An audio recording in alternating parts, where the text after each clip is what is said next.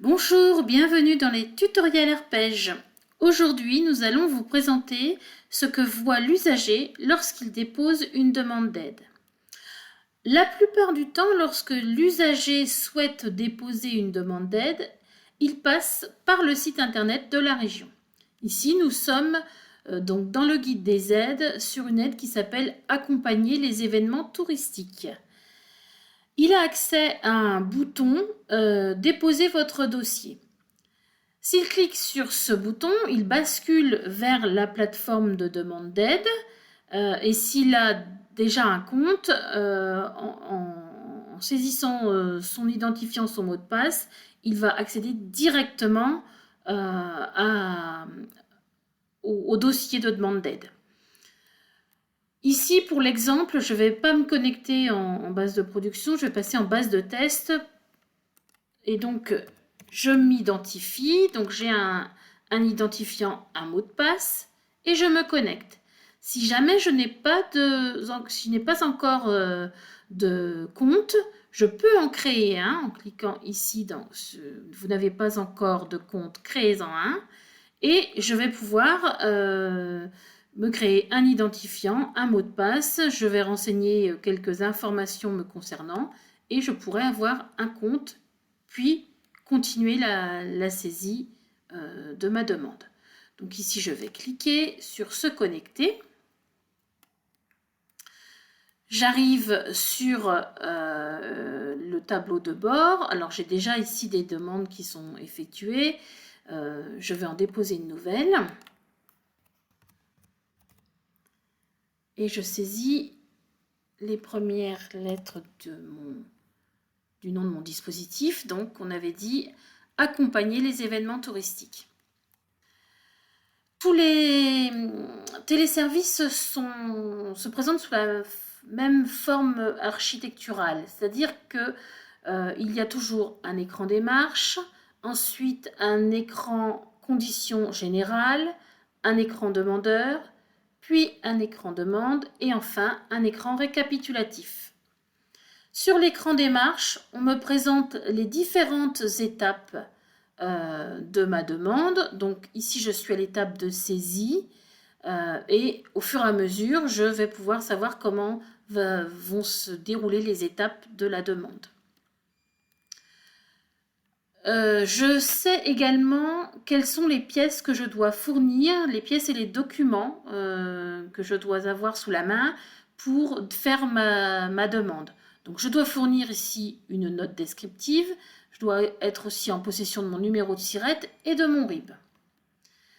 J'ai également la possibilité de contacter une personne, soit par mail ou par téléphone, si je rencontre des difficultés sur la saisie de ma demande, alors plutôt sur des questions de fond qui concernent le dispositif.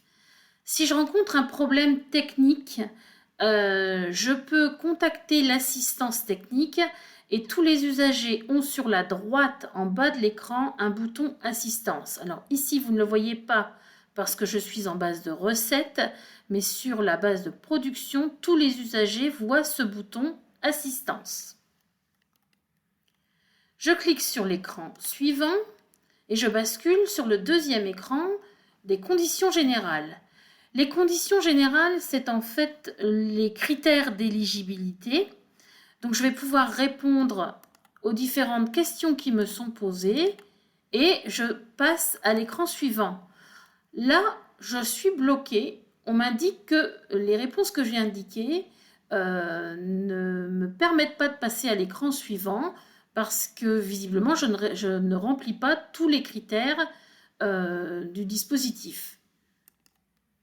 Donc effectivement, je relis ce que j'ai renseigné et je m'aperçois que je me suis trompée. Je voulais répondre oui. Et je clique sur suivant. Et là, je peux passer à l'écran suivant. Donc ça permet d'avoir un premier filtre sur le téléservice. Ensuite, j'arrive sur l'écran demandeur.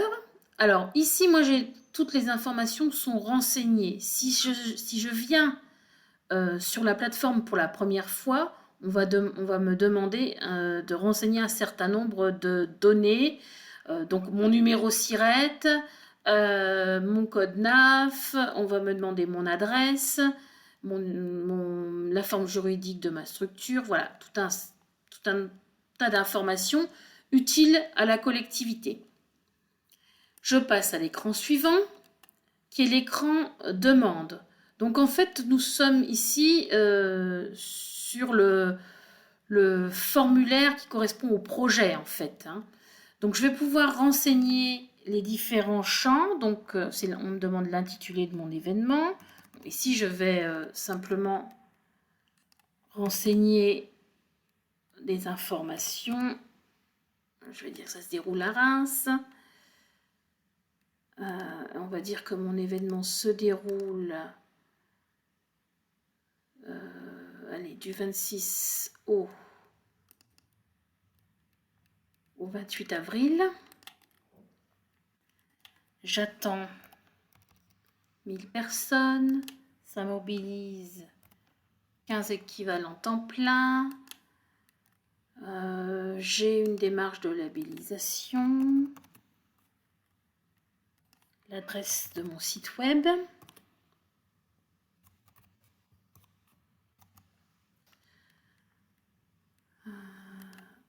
Voilà. Et j'ai aussi une rubrique pour les associations qui concernent le contrat d'engagement républicain.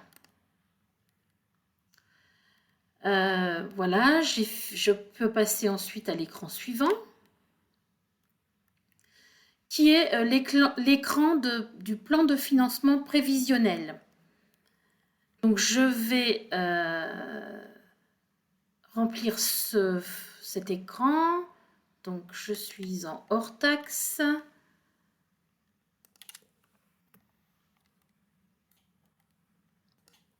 Bon, ici je ne remplis pas tout, hein.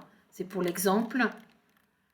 Je dois équilibrer mon plan de financement, hein, donc, et je peux passer à l'écran suivant. Si jamais je voulais m'interrompre, précision importante, je veux m'interrompre, j'ai quelqu'un qui s'adresse à moi et je dois interrompre la saisie. Je clique sur le bouton enregistrer et je peux me déconnecter. Ici, déconnexion. Et je pourrais revenir ultérieurement sur mon espace. En me reconnectant, j'arriverai immédiatement sur la dernière page sur laquelle je me trouvais. Là, je vais passer à l'écran suivant, puisque je vais aller jusqu'au bout. Je tombe sur l'écran des minimis, donc de la réglementation européenne relative aux aides d'État. Si je suis concernée, je remplis le tableau. Si je ne suis pas, je passe à l'écran suivant. C'est un écran qui n'est pas obligatoire là en termes de saisie. Hein.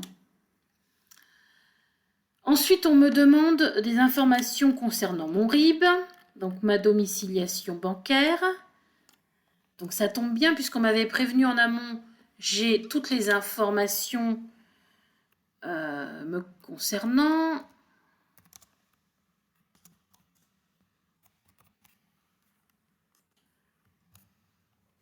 Voilà, et je joins mon RIB.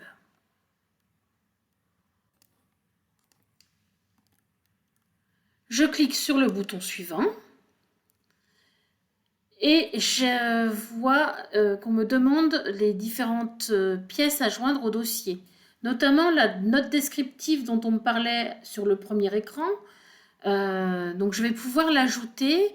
J'ai eu le temps de la rédiger, donc voilà, je vais pouvoir ajouter cette pièce que j'ai rédigée ici.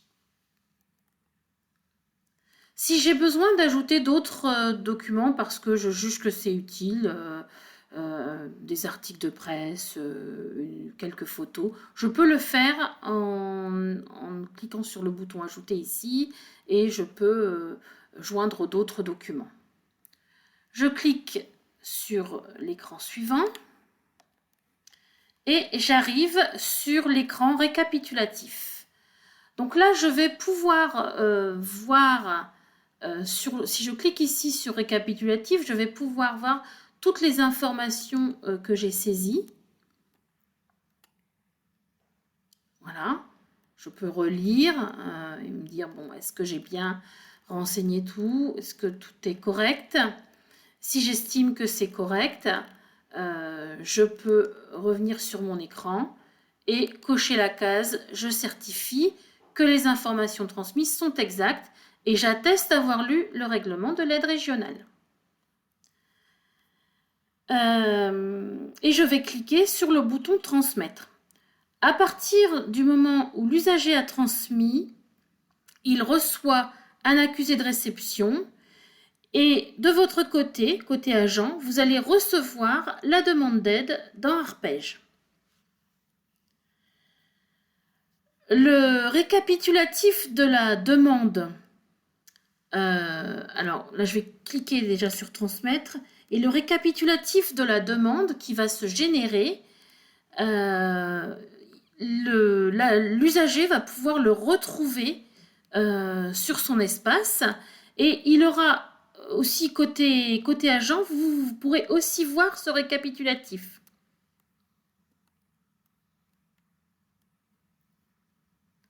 Donc des deux côtés, vous avez la même information. Et donc là, je peux cliquer sur le bouton terminer et ma demande est transmise. Je vois donc que j'ai déposé ici, le 2 février à 16h29, une demande d'aide. Et si je clique sur voir, je verrai effectivement la demande que j'ai transmise avec le récapitulatif dont je vous parlais. Eh bien, j'espère que toutes ces informations vous seront très utiles. À très bientôt.